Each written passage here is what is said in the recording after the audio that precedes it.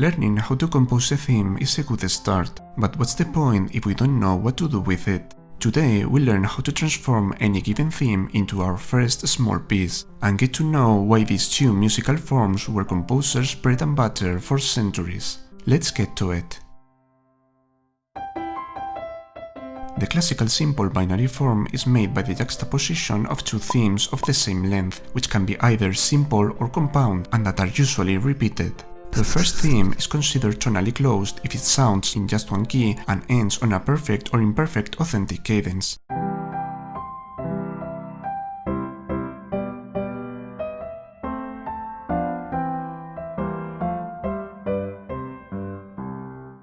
But it will be considered tonally open if it modulates to a different key or ends on a half cadence.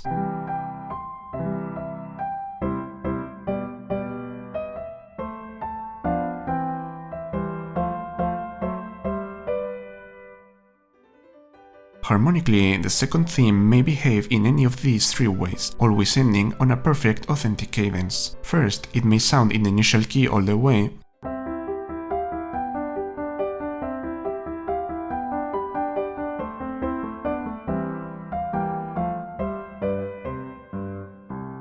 second, it may start in a secondary key and then modulate back to the initial key.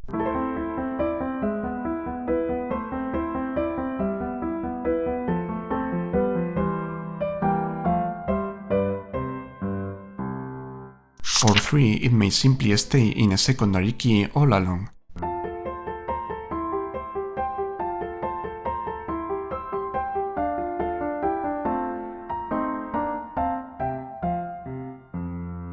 From the tonal point of view, this last option is considered problematic and only happens when the composer is looking for a dramatic effect or because more music is to sound next and the initial key will be regained at some point later. The simple binary form is rather unusual in the classical period, but it was common practice in the waltz genre. In Chopin's Waltz Opus 70 No. 1, the first section is a simple binary form in which the second theme ends in a different key. It's worth noting that when this first part is repeated in the end of the work, Chopin removes the second theme altogether in order to end the piece in the main key.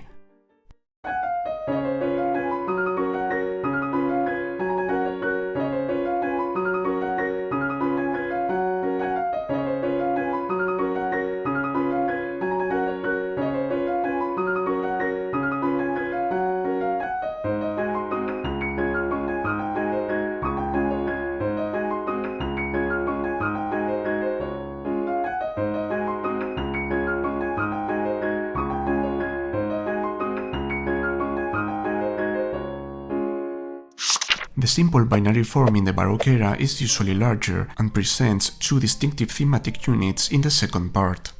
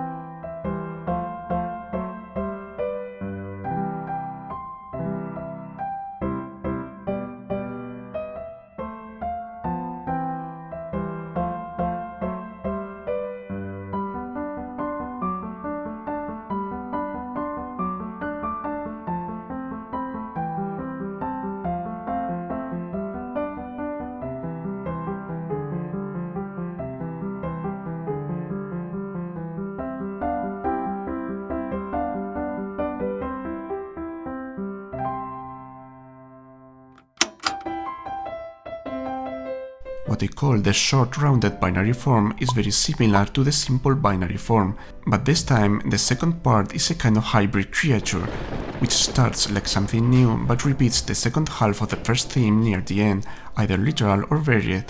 This creates a sort of characteristic rhyme with respect to the first part.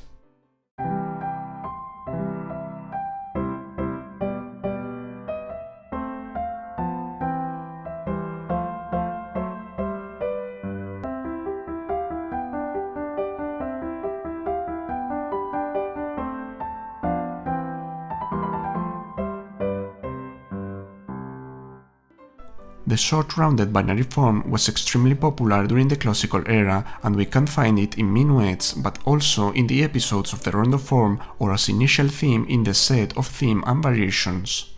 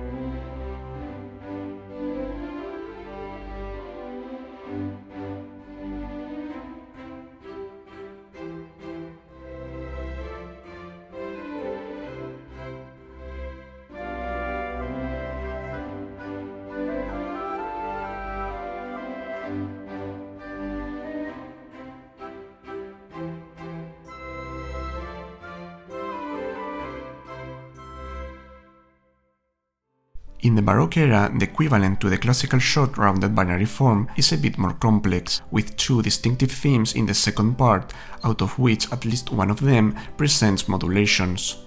The last part of the piece can rhyme either with the end of the first part, like in the classical style, or with the end of the first theme of the second part, like in this example. It's also worth noting that in many Baroque pieces, it's very common to start both halves with the same motivic content, usually transposed.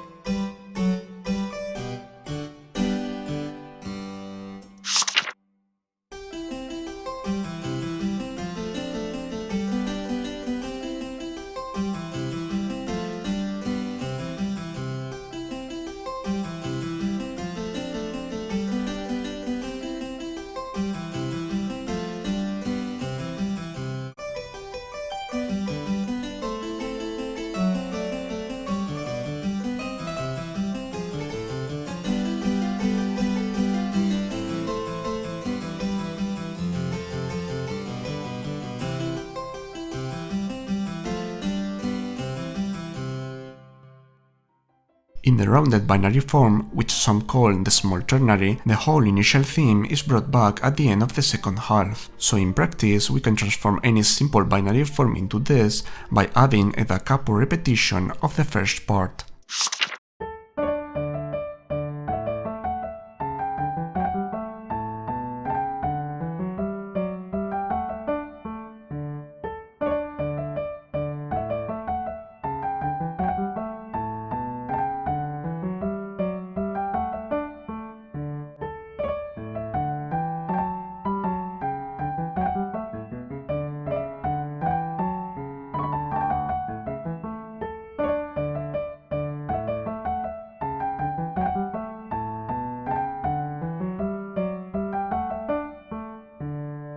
Notice how easily we can transform a rounded binary form into its short variant with just some minor adjustments.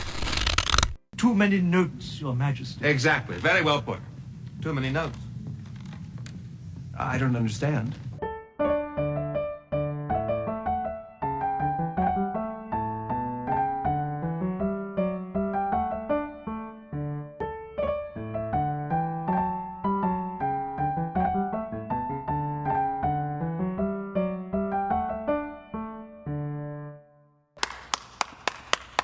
Remember that we can use compound themes instead of simple ones if we want to enlarge the music as much as possible.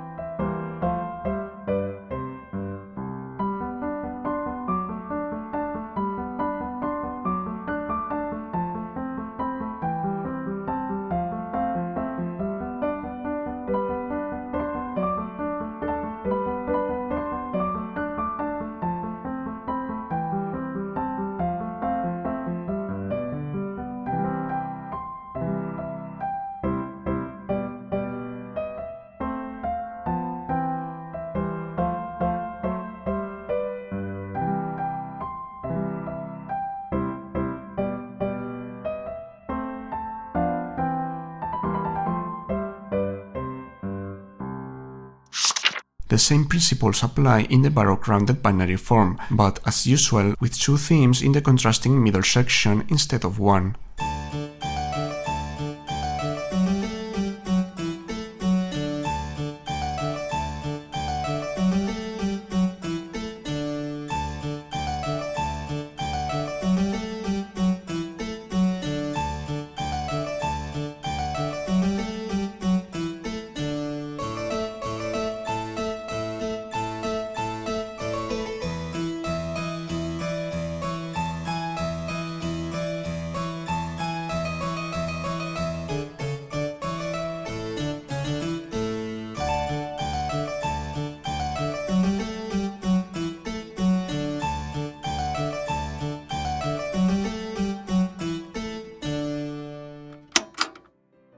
In the compound rounded binary form, at least one of the sections is also a binary or rounded binary form. This was the standard pattern of the minuet and trio from the classical period, but we can eventually find it in Baroque and Romantic music as well, especially in dances.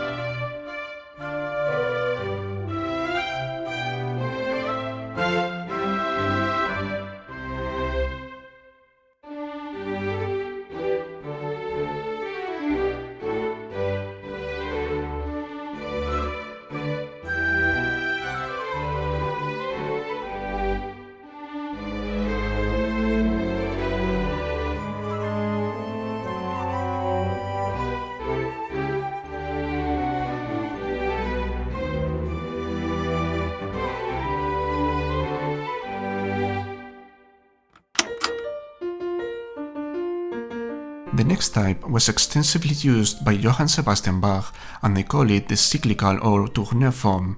This form revolves around the cyclical return of the initial material instead of the contrast between themes, but this repetition is almost never literal, but rather a reinterpretation based on the same motivic content.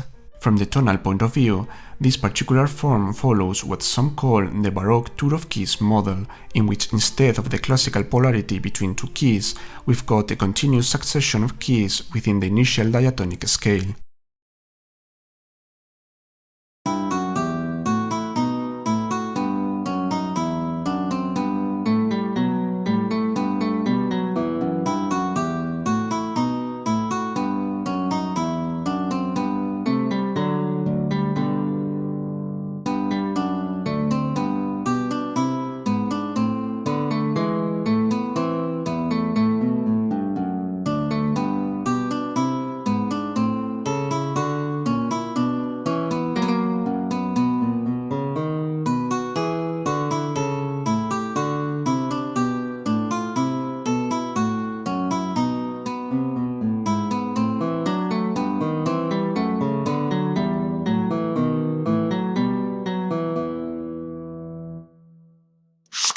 The following binary form doesn't have a standard name, or to be more exact, it has so many different names with opposite meanings depending on the author that I'll just call it the Scarlattian binary for now. In this type we have two thematic areas in the first part, the second one always in a secondary key and both linked by a brief transitional modulating passage.